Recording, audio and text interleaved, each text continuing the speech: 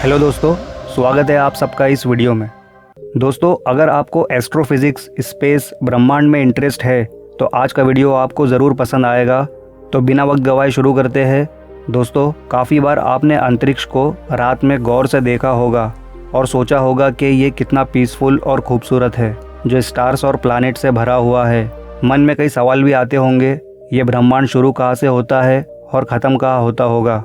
दोस्तों, इसका जवाब यही है, हम अब तक इतनी डेवलप सिविलाइजेशन नहीं बने हैं कि ये पता कर सके कि ये ब्रह्मांड कहाँ से शुरू होता है और कहाँ ख़त्म होता है।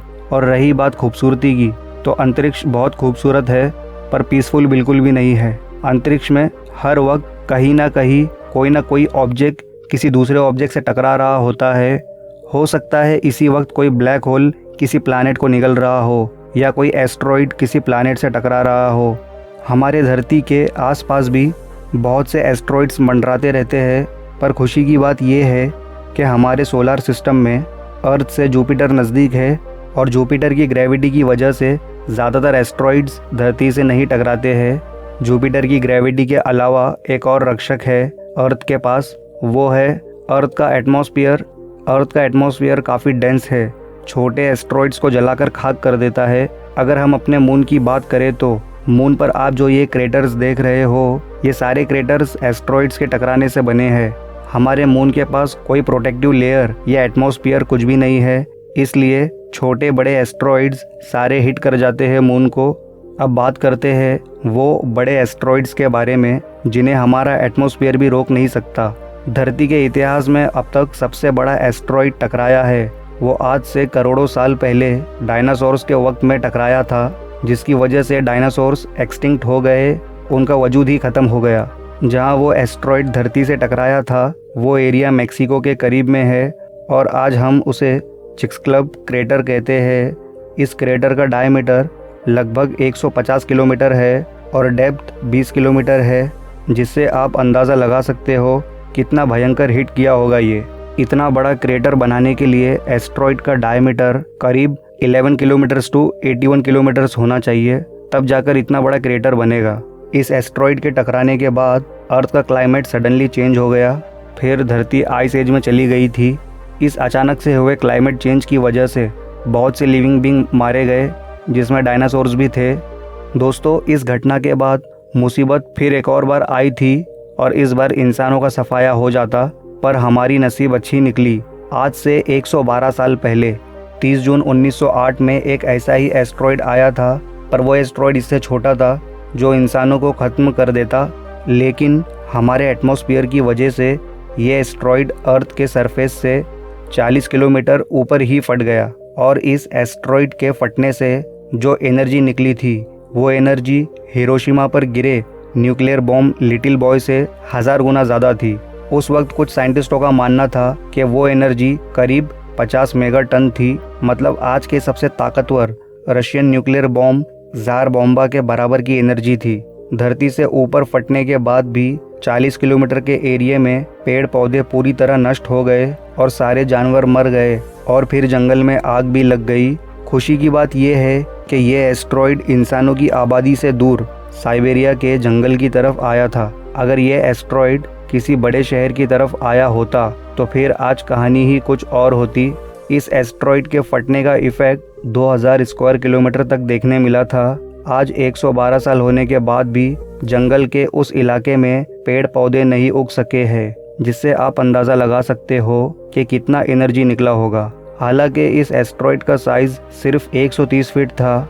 इस घटना के बाद से कई बार धरती की तरफ छोटे मोटे एस्ट्रॉइड आते रहे हैं, जिसे हमारे एटमॉस्फेयर ने जलाकर खाक कर दिया है और अब तक किसी इंसान के जान का नुकसान नहीं हुआ है।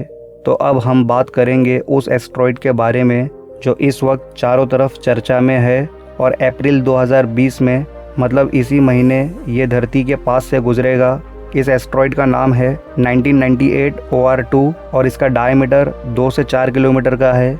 ये 2 से 4 किलोमीटर के डायमीटर वाला एस्ट्रॉइड अपोलो ग्रुप को बिलोंग करता है। दोस्तों, आप सोच रहे होंगे ये अपोलो ग्रुप क्या है। दरअसल एस्ट्रॉइड को अलग अलग कैटेगरीज में बांटा गया है। 4 ग्रुप्स है, जैसे number 1 Atira group, number 2 Ethan group, number 3 Apollo group, number 4 Amor group. बात करते हैं अतीरा ग्रुप के बारे में।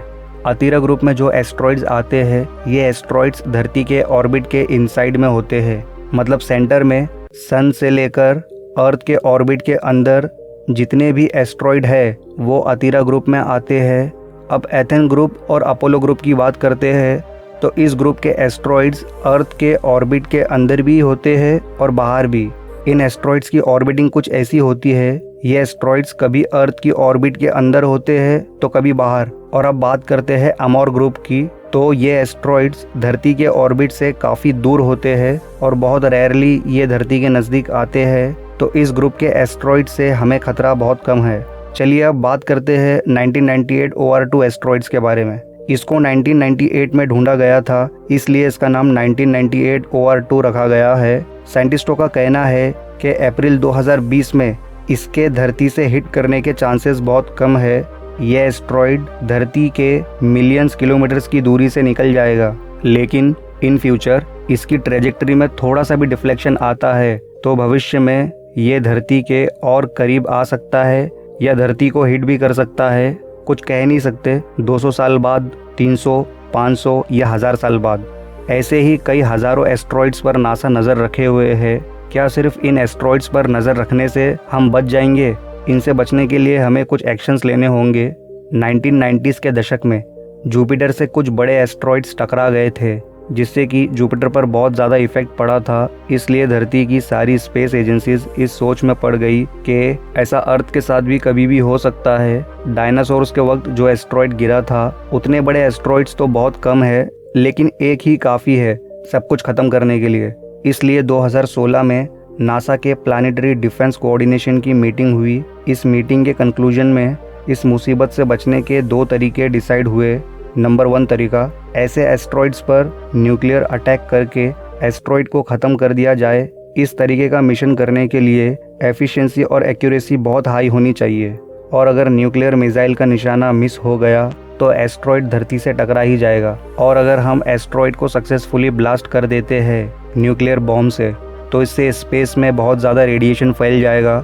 मतलब हम इंसानों ने धरती को पहले ही ऑलरेडी इतना पॉल्यूटेड कर रखा है, अब स्पेस को भी करेंगे।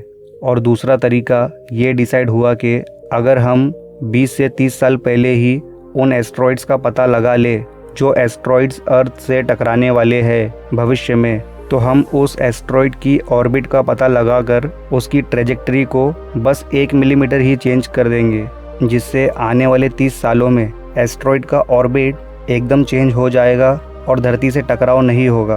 और अब इस दूसरे तरीके पर ही नासा अमल करने वाला है, जिससे रिलेटेड नासा ने एक प्रैक्टिस मिशन कंडक्ट किया है और इस मिशन को नाम दिया है डबल एस्ट्रॉइड रीडायरेक्शन टेस्ट, जिसे शॉर्ट में डार्ट मिशन कहा जा रहा है। वैसे ये मिशन है तो एक प्रैक्टिस ही, पर यहाँ सब कुछ रियल होने वाला है। इस प्रैक्टिस मिशन में नासा एक ऐसे एस्ट्रॉइड पर अटैक करने वाला है जिससे अर्थ को कोई खतरा नहीं है। इस एस्ट्रॉइड का नाम है डिडाइमॉस। दरअसल जिस एस्ट्रॉइड पर अटैक होने वाला है वो एक मून एस्ट्रॉइड है। ये एस्ट्रॉइड जिस बड़े एस्ट्रॉइड को ऑर्बिट कर रहा है उसका नाम है डिडाइमॉस ए, और इसका मून का नाम है डिडाइमॉस बी। नासा का डार्ट मिशन डिडाइमॉस बी पर अटैक करेगा, जिससे इसका ट्रेजेक्टरी पाथ चेंज हो जाएगा और इसका इफेक्ट डिडाइमॉस ए पर भी होगा और उसका भी ऑर्बिटिंग पाथ चेंज हो जाएगा। मतलब एक ही मिशन से 2 एस्ट्रॉइड्स के पाथ चेंज हो जाएंगे।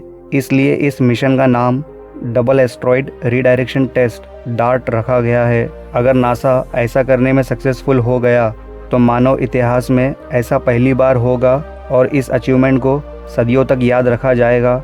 डार्ट मिशन का लॉन्च डेट है 22 जुलाई 2021।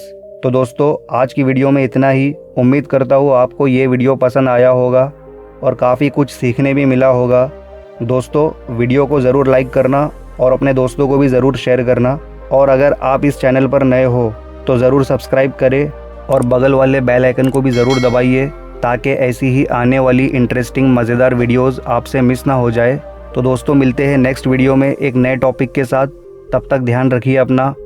Good bye.